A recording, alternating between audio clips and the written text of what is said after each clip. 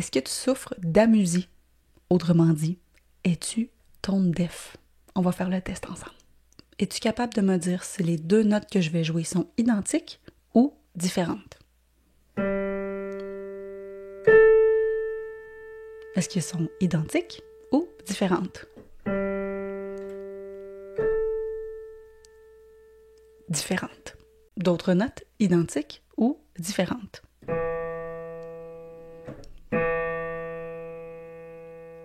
Identiques ou différentes?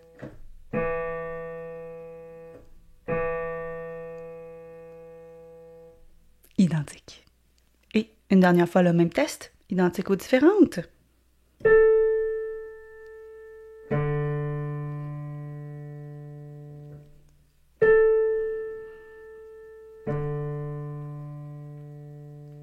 Les deux notes étaient différentes.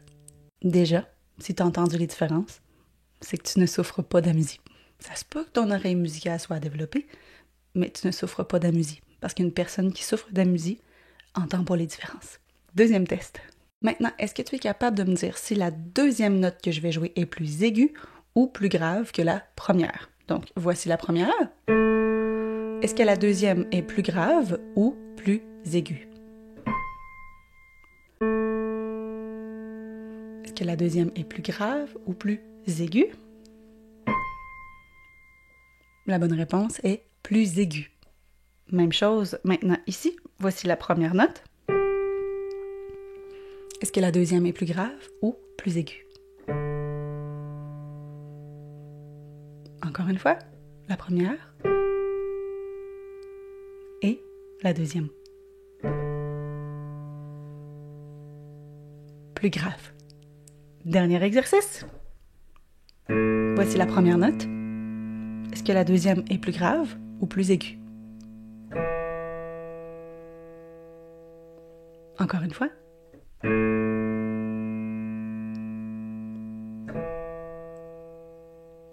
La bonne réponse est la deuxième était plus aiguë. Troisième test. Je vais jouer une courte mélodie au piano. Ensuite, quand je vais la rejouer, elle va soit être identique ou légèrement modifiée. Donc, je veux que tu me dises, est-ce que la mélodie numéro 2 est identique ou modifiée? Donc, différente. Voici la mélodie. Et maintenant, pour la deuxième fois, est-ce que la mélodie était identique ou différente?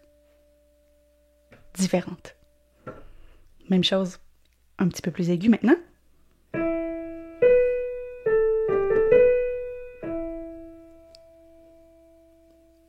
Deuxième fois, est-ce qu'elle va être identique ou différente?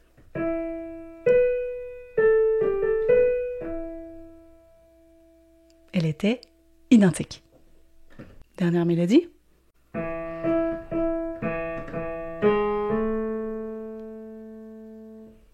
Deuxième fois, est-ce qu'elle est identique ou changée?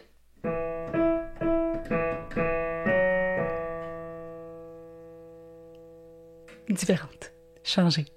Test numéro 4. Donc, si jusqu'à présent, tu as eu toutes les bonnes réponses, c'est sûr et certain que tu ne souffres pas d'amusie.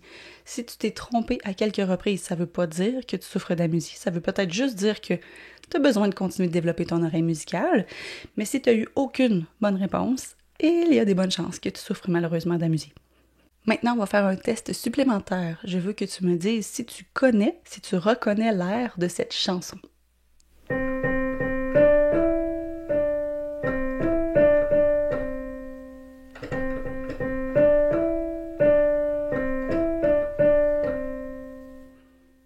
Si oui, qu'est-ce que c'est? Au clair de la lune. Donc, si ça a été facile pour toi, instantané, tu ne souffres pas d'amusie. Mais ça se peut aussi que tu connaisses pas la chanson, c'est pas grave. Je vais en faire une deuxième. On fait le test. Sais-tu reconnaître cette mélodie?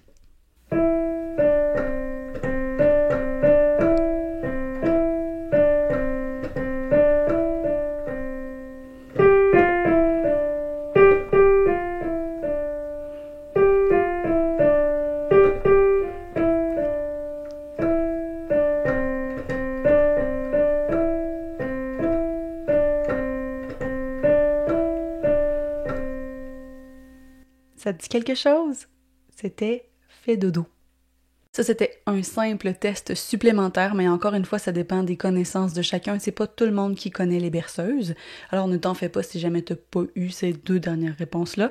C'est plutôt le reste qui importe. Le reste, c'était juste un bonus pour s'amuser. Et puis, c'est quoi tes résultats? Est-ce que tu souffres d'amusie? Est-ce que tu es tone deaf? Est-ce que tu as peut-être plus d'oreilles musicales que tu le croyais? Généralement, on est tous nés avec l'oreille musicale. Par contre, on peut apprendre à la développer davantage. On n'est vraiment pas tous nés avec l'oreille absolue. Ça, c'est un autre type d'oreille musicale que d'ailleurs, moi, je n'ai pas du tout. Et dans toutes mes études en musique, je n'en ai rencontré que 2 qui l'avaient. Donc, c'est extrêmement rare, l'oreille absolue. L'oreille absolue, c'est une personne qui va être capable de dire, exemple, on entend une tondeuse à l'extérieur, puis elle fait il va dire, ah, ça, c'est un sol. Mais moi, je peux pas faire c'est un sol, faut que j'aille sur mon piano. Ah, c'était un si bémol.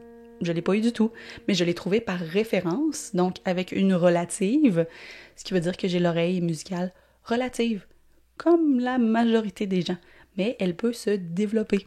Plus on en fait, plus on fait par exemple du solfège, plus on connaît ses notes, plus on fait plus on compare les notes avec celles qu'on entend et plus on développe notre oreille musicale, plus on chante des chansons aussi, plus on en écoute aussi. C'est pas juste de faire de la musique ni de lire la musique qui développe l'oreille, mais on développe notre oreille musicale dès le moment qu'on est dans le ventre de notre mère. Si tu aimerais avoir plus de conseils de chant, plus de contenu, plus de tests, n'hésite pas à me le dire dans les commentaires et oublie pas de t'abonner aussi.